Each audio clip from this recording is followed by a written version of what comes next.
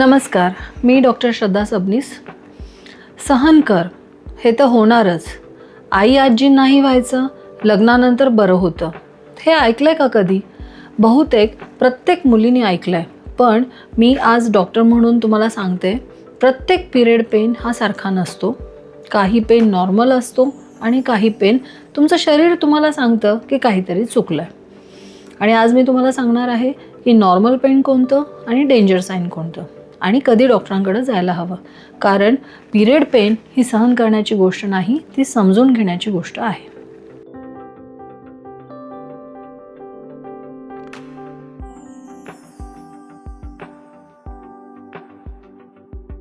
पाळीचा त्रास का होतो हे आधी समजून घेऊया. पाळी येताना तुमचं युट्रस म्हणजे गर्भाशय हे आकुंचन पावतं, म्हणजे तो स्क्वीज होतो, ज्यामुळे आतला जो अस्तर बाहेर पडतो तो आकुंचन करण्यासाठी शरीर प्रोस्टाग्लॅन्डिन नावाचं केमिकल तयार करतं. जेवढे जास्त प्रोस्टाग्लॅन्डिन्स तेवढं जास्त पेन. सो हे नॉर्मल मेकॅनिझम आहे. आणि नॉर्मल पेन कसं ओळखायचं की पाळी आल्यानंतर पहिले 1 ते 2 दिवस दुखतं. पोटाच्या खालच्या भागात मंद ते मध्यम कळ येते. गरम पाण्याची पिशवी, साधी पेनकिलर यांनी सुद्धा बरं वाटतं. तुम्ही पण तुमचं रोजचं काम करू शकता, थोड्या अडचणीसह पण करू शकता. हे नॉर्मल आहे आणि यात घाबरण्यासारखं काही नाही. तर मग कसं ओळखायचं की कधी हा नॉर्मल पेन नाही? आता मी तुम्हाला 5 वॉर्निंग साईन सांगणार आहे आणि यापैकी कोणतंही एक असेल तर त्याला आपण नॉर्मल पेन म्हणत नाही.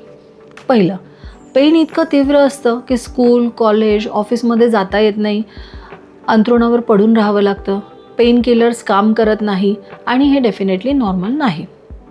दुसरं लक्षण, पेन हा पाळी येण्याआधीच सुरू होतो. पाळी येण्याच्या 3 ते 4 दिवस आधीच पोट दुखायला लागतं आणि पाळी आल्यानंतरही संपल्यानंतरही ते दुखतच असतं. याला आपण क्रोनिक पेल्विक पेन म्हणतो. तिसरं, युरिनला जाताना किंवा मोशन पास करताना सुद्धा जेव्हा तुमची पाळी असते तेव्हा हा पेन होतो. याला हे स्पेसिफिक आपण एंडोमेट्रियोसिसचं लक्षण समजू शकतो. चौथं, इंटिमेट रिलेशनशिप असताना सुद्धा हा पेन असतो. हा एंडोमेट्रियोसिसचा असतो किंवा मग ॲडिनोमायोसिसचा पण असू शकतो. 5वा, दर महिन्याला पेन वाढते. आधी सहन होत होतं, आता सहन होत नाही.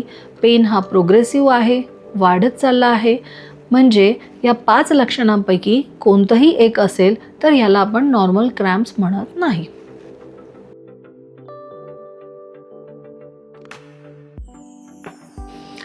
एंडोमेट्रियोसिस हा शब्द ऐकलाय का? तुमच्यापैकी बहुतेकांनी एंडोमेट्रियोसिस हा शब्द ऐकलेला नसेल, पण हा एक कॉमन आजार आहे. म्हणजे भारतातल्या 10 पैकी एका स्त्रीला एंडोमेट्रियोसिस हा असतो. अगदी सोप्या भाषेत सांगायचं म्हटलं तर तुमच्या गर्भाशयाच्या म्हणजे युट्रसच्या आतल्या भिंतीवर एक अस्तर असतं आणि दर महिन्याला हे अस्तर तयार होतं आणि पाळी म्हणून बाहेर पडतं. एंडोमेट्रियोसिसमध्ये हे अस्तर युट्रसच्या बाहेर म्हणजे ओव्हरीजवर, ट्यूब्सवर, इंटेस्टाईनवर कुठेही वाढायला लागतं. जिथे जिथे हे अस्तर वाढतं तिथे तिथे दर महिन्याला रक्तस्राव होतो, सूज येते आणि दुखतं. म्हणूनच एंडोमेट्रियोसिसमधला पेन हा नॉर्मल पिरियड पेनपेक्षा खूप वेगळा असतो आणि खूप तीव्रसुद्धा असतो. सगळ्यात महत्त्वाचं म्हणजे एंडोमेट्रियोसिसमुळे फर्टिलिटीवर म्हणजे गर्भधारणेवर परिणाम होऊ शकतो. म्हणूनच लवकर डायग्नोसिस करणं हे खूप आवश्यक आहे. पण याच्यात सगळ्यात चांगली बातमी काय आहे सांगू? एंडोमेट्रियोसिस हे मॅनेजेबल आहे. योग्य मेडिसिन, लाईफस्टाईल चेंजेस आणि गरज पडल्यास लॅप्रोस्कोपिक सर्जरी यामुळे हा पेन डेफिनेटली कमी होतो आणि आपली फर्टिलिटी इम्प्रूव्ह होऊ शकते.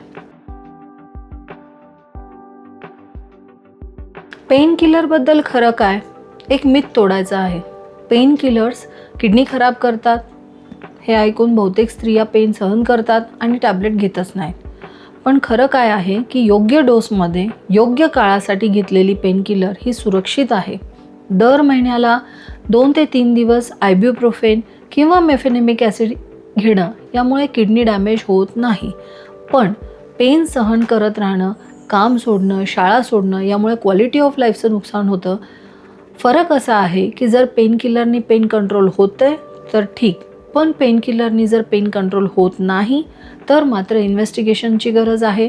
त्यामध्ये आपण सोनोग्राफी म्हणा किंवा कधीकधी MRIची सुद्धा गरज असते.